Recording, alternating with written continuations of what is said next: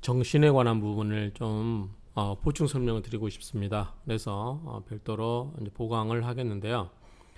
이 정신에 관한 내용이 쭉 이렇게 나오는데 앞에 내용을 이제 강의를 본문은 했어요. 그런데 원문에 충실하게 원문만 하다 보니까 좀 내용을 더 첨가해서 마침 보니까 우리 나홍월 스님 박주연 적천수 강의에 이 내용이 소개되고 있어서 저도 원문에 근거해서 원문대로 한번 해석을 해보고 싶습니다. 자, 부연 설명을 한번 볼게요. 자, 정은 인성으로 봤어요. 여기 우리 본문에 나오죠. 정자 생아지신야라 이렇게 나오죠. 나를 생하는 거니까 인성이죠.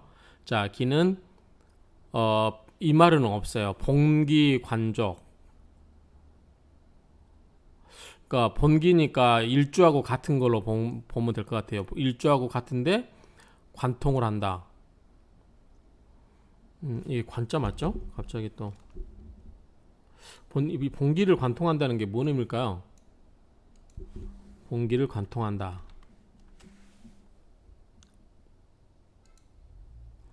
우리가 비견 겁제는 이제 일주하고 관련해 가지고 돕거나 뭐 또 이제 힘이 없을 때는 도와주고 비견이 또 넘으실 때는 꿰다 뚫다 이루다 달성하다 섬기다 통과하다 익숙하다 이름을 열거하다 이 관의 뜻이 여러 가지가 있어요. 보시면 꿰다 뚫다 이루다 달성하다 섬기다 통과하다 익숙하다 이름을 열기한 문서 조리 돈깨미 명적 단계 관철 일관성 이런 거는 알겠는데 이 관직 본 길을 꿰투르는 것이 족하다. 어쨌든 길을 이렇게 설명하고 있고 신은 그가짐으로서 그가짐을 나를 극하는 것은 관살이죠. 식상도 여기 해당되나요? 일단은 이 나홍월 박주연님의 부책전수 강의에서는 관살과 식상을 다 신로 보시네요. 어쨌든 본문에 충실하게 해석하면 그가지물이기 때문에 저는 관살만 보는 게 맞지 않을까 싶은데 한번 내용을 보겠습니다. 그 다음에 자 요거는 제가 설명해 드렸어요. 정적 자 정기신으로 흘러간다고 그랬죠. 자 정은 내면에서 일어나는 금수의 기운이고 신은 뭐라 그랬죠? 목화로 일어나는 바깥에 일어나는 현상이라고 그랬죠. 그러면은 이 기신이라고 하는 것은 정과 신 사이에서 관통을 시켜주는 통로 역할을 해주는 그런 역할을 한다고 그랬죠. 그래서 정적 인왕이 이제 왕이죠. 정이 넘치는 거니까 인왕이 인성이 왕하고 그럼 기가 조가면은 아생 인생아 그러니까 내가 이제 비견 겁재가 왕해지죠. 인성이 왕하면 힘을 주는 비견 겁재 힘을 주기 때문에 인성이 비겁이 왕하게 되고 그 다음에 내가 또 왕해지는 신살 관살 이것도 이런 의미에서 보면은 식상도 맞겠네요. 그렇죠? 자 극하는 나를 극하는 것은 관살이지만 악은 또 재성인데 어쨌든 이 신살은 이게 통로로 보면 관살뿐만 아니라 식상도 맞는 것 같아요. 이런 식으로 가게 되면 그래서 본문에 뭐라고 했냐면 정적 즉 기왕 즉 신왕 이렇게 된다고 했거든요. 그래서 제가 목생화 화생토로 이렇게 설명했죠. 그런 맥락에서 보면 식상도 맞을 것 같아요. 그런 맥락에서 보면 이게 순행 구조로 본다고 하면 그래서 정이 족한 즉 인성이 왕한 즉 내가 왕하게 되고 내가 왕하다는 것은 또 비겁이 왕하다는 거니까 기가 족하게 되고 정이 족하게 된 즉 기가 족하게 되고 그 다음에 신이 족하게 된다. 그러면 이제 관살이라든가 식상도 왕하게 된다.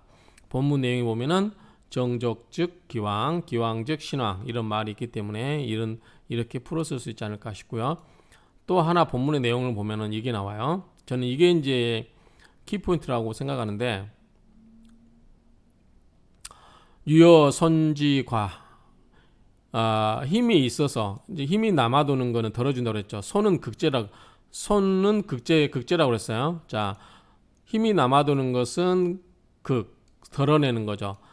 힘이 남아돌아서 유효한 거, 여유가 있는 것을 드러내는 것이 과하게 되면 너무 많이 드러내게 되면 유여자 의설지 이런 경우는 힘 있는 여유 있는 거를 마땅히 설하는 게 마땅하고, 그러니까 너무 그걸 하면 안 되는 거. 극이 지나치면 안 좋기 때문에 그걸 지나침보다는 차라리 이럴 경우는 보다 설로서 풀어내라. 이건 수차례 지금 계속 나온 이야기예요. 부족이 있지. 만약에 부족하게 된 경우는 더해줘야 되겠죠. 부족한 경우는 더해주는데 과부족, 부족함이 너무너무 지나치게 심한 경우, 이런 경우는 마땅히 보충해주는 게 아니라 이때는 차라리 제거해버린 게 낫겠다라는 뜻으로 설명을 드렸고요. 또 밑에 우리 본문에 나온 게 뭐냐면 정태족, 정이 너무 지나치게 많은 즉 마땅히 이 기로서 그 기를 더해주고, 자 아까 이 논리예요. 정족, 기족, 신족 이렇게 이제 넘치면 다음 기로 다음 기로 넘겨주고 다음 기로 넘겨주고 계속 이렇게 넘겨줘서 유통을 시키자고 하는 거죠. 자 정이 너무 지나치면 많으면 기로서 정기 신이니까 기에게 힘을 주고, 기가 또 그래서 태왕하게 되는즉 마땅히 그 기 태왕의 조기 신, 그 신을 도와줘야 되고, 정기 신 이렇게 흘러갑니다. 신 태설, 자 신이 너무 태설을 심하게 설기를 많이 하면 마땅히 그 정을 자양을 해주고, 그러면 뭐냐면 관생,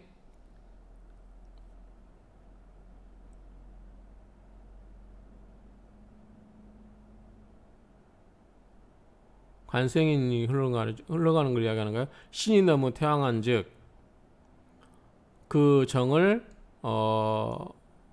자양해주고, 자 신이 그러니까 관생인이죠. 자 정은 인성이라고 그래서 아까, 그러니까 자 이거 그대로 풀면은 인왕 즉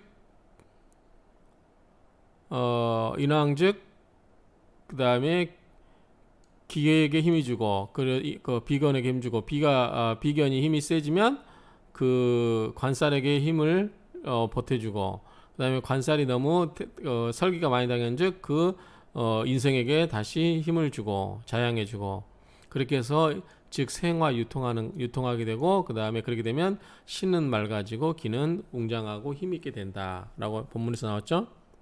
또 이제 이 부분이 좀 우리가 많이 좀 어려워했던 부분인데, 자 정이 너무 많아진다. 그러면 인왕이 극성한다는 거하고 똑같은 얘기죠. 정은 아까 인성으로 봤으니까 인성이 극왕하게 되고, 그 다음에 그러게 된즉 기가 상하게 된다. 비견이 오히려 손상을 입죠. 왜? 인성이 극하면 비견이 이제 오히려 손상을 입는다. 요거는 이제 본문에 정태족 반손기 그기, 자 정이 지나치게 족한즉 오히려 기가 손상을 입는다.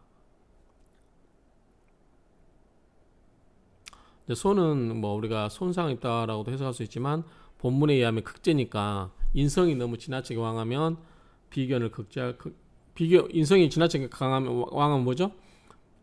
내가 너무 이제 고집이 세지는 거죠. 그러면 비견을 비견 형제들의 말을 안 들려고 할 수 있죠. 그러니까 지나치게 왕하면, 인성이 지나치게 왕하면 비견을 극제할 수도 있다. 너무 이제 자존감이 세지는 거죠. 인성이 왕하면. 그다음에 기가 태족하면, 기가 너무 지나치게 많아지면, 즉 비견이 너무 힘이 등등해요. 그러니까 어떤 그 시집 가려고 그 남자 집에 가봤더니 너무 시누이들이 많아요. 형제들이 많고, 그러면 어떻게 돼요? 관살이라든가 식상이 무력된다. 이거는 우리가 이제 배웠어요. 옛날에 이제 목일주가 목이 많은데 금이 나홀로 묵은 뿌리를 두지 못한 금이 왔다. 그러면 그 토끼의 날이 어떻게 된다? 무디어져 버린다. 그렇죠? 그렇게 되기 때문에 신이 상한다. 관살이 상한다. 라고 보시면 본문에서 기태왕 반상 그 신, 기신. 기가 태왕한 즉 오히려 그 신이 상하게 된다. 신태적, 신이 너무 세요. 그러면 관살이 너무 센 거죠. 그러면 관살이 너무 지나치게 힘이 세기 때문에 극왕으로 되게 되면 인성이 손상을 입을 수 있다. 그래서 이때는 이제 우리 본문에서는 억이라고 했어요. 상을 억이라고 본 것 같아요. 그래서 어쨌든 신이 너무 왕하면, 즉 관살과 식상이 너무 극왕하게 되면 정이 상하된다. 즉 인성이 손상을 입게 된다. 자, 또 본문 중에 이 말이 나와요. 신왕자, 신이 왕한 경우, 즉 신왕자가 식상으로 설계하는 경우, 아까 신왕자, 신이 관살이 왕한 경우,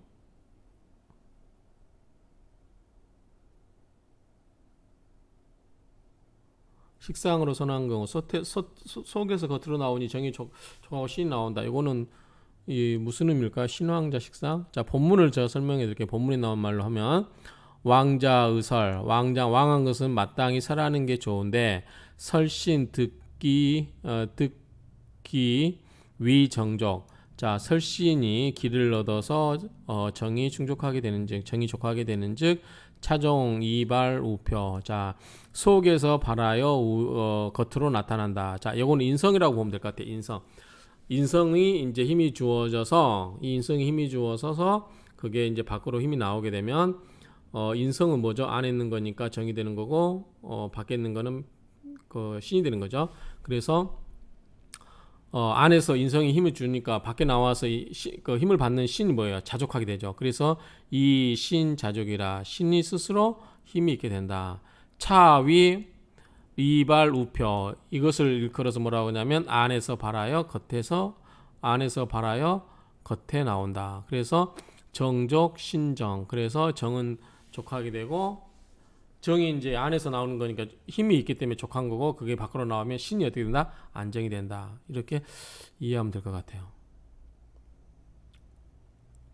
반대로 이제 그가 하는 거, 여기 보면 식상 있네요. 자, 식상은 속에서 밖으로 표현되는 성분이어서 리발로 보라 하겠고, 뭐 같은 맥락이고 이런 식으로 풀었으면, 관살은 밖에서 극제를 하는 작용을 생각해서 표발어리. 자, 밖에서 발하여 겉에서 발하여 안으로 가는 거라고 이해가 된다. 이렇게 이해하시는데, 마찬가지죠. 신앙자가 관살로 용신을 삼는 거, 이거는 겉에서 속으로 들어가는 것이니 신이 족하고 정이 안정다. 출발하려면 힘이 있어야 되죠. 즉 족해야 되는 거죠. 출발점은 족해야 되고, 그 다음에 도달한 것은 그 힘을 받아서 안정이 된다. 그렇게 어거지로 막 해석을 하면 될 것 같아요. 그러면은 그게 맞게 해석한지 어떤지 모르겠는데, 그렇게 이해를 하면 이해가 될 법해요. 자, 다시 정리하면 안에서, 즉 인성에서 발하게 되면, 밖으로 표현은 되면, 그거는 안은 족하고 밖은 안정이 되고, 밖에서 그건 이제 인성으로 들어오는 거고, 그 다음에 밖에서 이게 들어오는 거는, 표발러리는 밖에 신은 족하고 안에 정은 안정이 되고, 이런 말이죠. 표달우리. 자, 밖에서 안으로 도달하는 경우는 신은 족하고, 밖에 있는 신은 족하고, 그러니까 족하니까 힘이 있어서 안으로 들어갈 수 있는 거고, 안쪽에 있는 정은 안정이 된다. 요거는 말이 돼요. 근데 여기는 또 이 나무월 스님은 식상을 또 이렇게 설명을 했네. 식상은 여기 논리대로 한다면은, 식상을 아까 관살로 보면, 신으로 보면 밖에서 들어가는 거죠. 관살. 저 좀 잠깐 수정을 할게요. 관살은, 이거는 식상을 봐야 될 것 같고요. 제가 봤을 때 제 생각은 식상이 아니라 이거는 인성으로 봐야 될 것 같아요. 제 생각에는 인성은 이런 식으로 해야 할 것 같은데, 일단은 이거는 제가 제 나름대로 저는 이렇게 생각을 할게요. 이건 빨간색으로 하겠습니다. 제 생각은 위에 거하고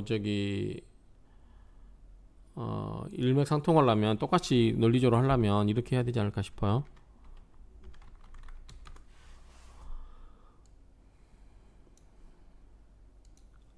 이렇게 정리하고 마치겠습니다. 아마 이 부분에 대해서 좀 내용이 와리까리한데, 이렇게 정리하면 좀 이해가 돼요. 이렇게 정리를 해놓으면 이해가 되기 때문에 이렇게 참조하시고요. 혹시 또 나중에 생각이 바뀌거나 더 내용을 볼충할 필요가 있다라고 생각이 되면 다시 더 내용을 정리해서 올리겠습니다. 일단 이 부분, 정신에 관한 부분을 이제 한번 앞에서 배웠는데 좀 완벽하게 좀 속 시원하게 이해가 안 돼서 좀 이렇게 한번 정리를 해봤습니다. 마침 또 이렇게 정리한 책이 자료가 있어서 제 생각과 더 붙여가지고 정리를 했고요. 이 검은색은 이제 우리 박주현님이 설명하신 거고, 안에 이제 파란색은 제가 이제 본문에서 갖다 이 내용을 이렇게 정리한 거고요. 그 다음에 빨간색은 제 생각이 이렇게 돼야 돼요. 좀 다른 생각이 있어서 이렇게 정리를 해봤습니다. 이것으로 좀 원문이 아닌 내용을 가지고 설명하는 보강을 좀 해봤습니다. 그러면 유익한 시간이 되셨길 바랍니다. 감사합니다.